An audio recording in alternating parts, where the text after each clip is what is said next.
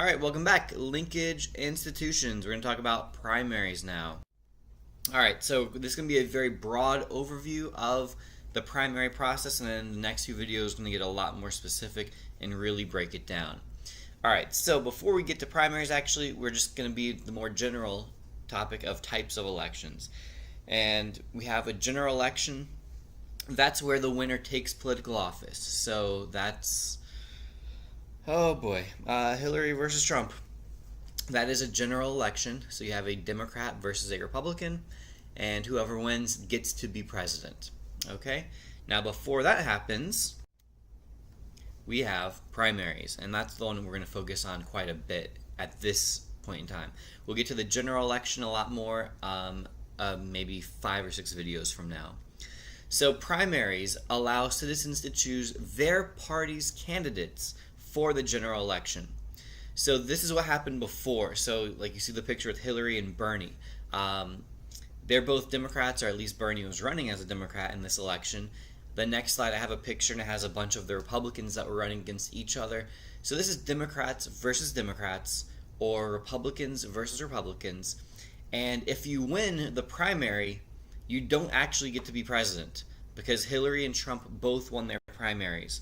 All that it means is that you get to be your party's candidate for the general election. All right, so we're going to go through this process, and I will warn you that it is complicated and it is kind of obnoxious the way that primaries are done. There's a lot of details and little things that maybe don't quite seem like they make sense all the time.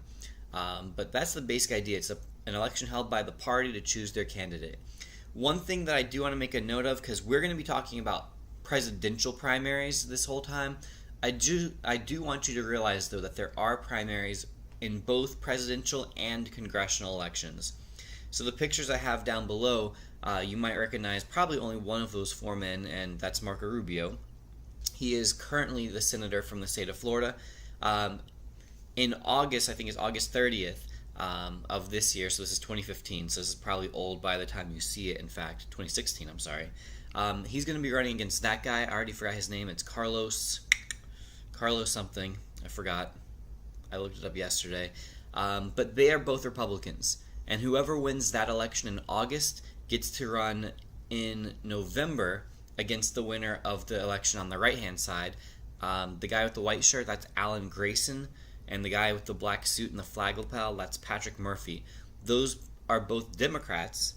They are running in the Democratic primary. So what they're trying to do is they're trying to be the candidate for Senate for their party. And then so the winner of each of those 2 pairs will run against each other in the general election. All right, so again, I just want you to be aware that we have primaries not just for presidential candidates, but also congressional. All right, what we're going to be focusing on, though, is presidential primaries. And there's kind of a weird name for them. They're called presidential preference primaries.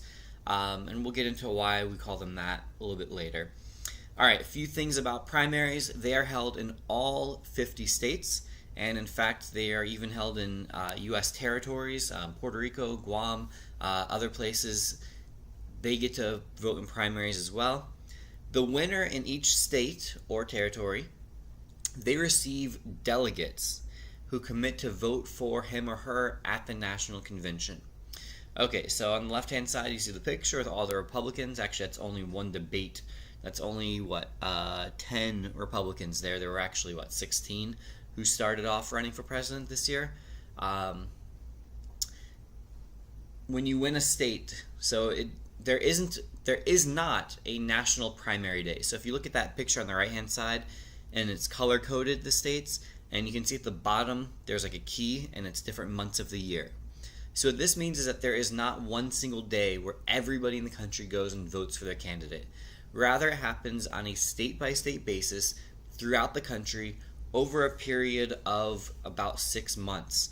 So from January until June, that's how long it takes. So it is a long process, and many of you guys hopefully are somewhat familiar, because we did just see this for the last from January to June this year. But yeah, there's a lot of primaries. Every state has one, and it takes some time, state by state, and we'll get to the delegates a little bit more on the next slide, so I'll explain that then. Alright, so what are delegates? because it said that when you win a state, you win delegates. All right, delegates are people. All right, so that's an important thing to note. First of all, delegates are people who officially vote for the candidate at the National Convention. So I know this is bringing in a lot of ideas right now at one time. The National Convention we're going to define a little bit later, I think in the next video, in fact. I kind of apologize for that. That bottom left-hand picture, that's a picture of George W. Bush's National Convention way back when. The idea is that it's for your political party only, so it's Republicans have one and Democrats have a separate one. And at the National Convention, that's when your party officially nominates a candidate. They nominate somebody to be their candidate. So they're like, we officially nominate Donald J. Trump or Hillary Clinton to be their candidate. And so that happens there. And the way that happens is that third bullet point. A candidate must win a majority of delegates at the National Convention to win the party's nomination. Okay, so I know that the numbers are small on this graphic. The Republican primary, let's just do Republican because we don't need to do both because it would be redundant. Republican primary, you needed 1,237 delegates to win. That is a simple majority. So that means that you have to win one more than half of all of the total available delegates. 1,237. All right, so if you win 1,237 delegates, you get to be the nominee. How do you get those delegates? You get them by winning different states. And the next video is really going to talk about that a lot more, about how you win delegates and how delegates get assigned to you and all of that stuff. For right now, we can just go with the simple idea that when you win a state, you then get people who are going to be committed to go to the National Convention and they have to vote for you to be their party's candidate. And that's a little oversimplification, but I think that it does the job at this point in time. Okay? All right, and then we have, this is the easiest part of what we're doing, highlight closed and open primaries. You probably don't really need to know blanket, but I'm just giving it to you. All right, we have 3 different types of primaries, 2 main ones. We have closed primaries and we have open primaries. And what this is talking about is who can vote in that party's primary. In a closed primary, only registered party members can participate. So Florida, we have a closed primary, and that's what this map is showing you. Those like grayed out states, they have closed primaries. In Florida, if you wanted to vote in the Democratic Party primary to choose between Hillary and Bernie, you had to be a Democrat. If you were an independent, you could not vote in it. If you wanted to vote in the Republican primary for Trump or Rubio or whomever else, you had to be a registered Republican because we have a closed primary in our state. The states that are dark orange, those are open primary states. Residents can vote in either party's primary. Now you do have to choose, so you cannot vote in both. So I would put a note of that, not both. You have to choose. But you can be independent and walk up and decide, hey, I want to vote in the Democratic primary today. And then 4 years later, like, hey, you know what? I don't really care about the Democrats this year. I want to vote in the Republican Party primary. You can do that in an open primary. Blanket is where you can vote for candidates from both parties.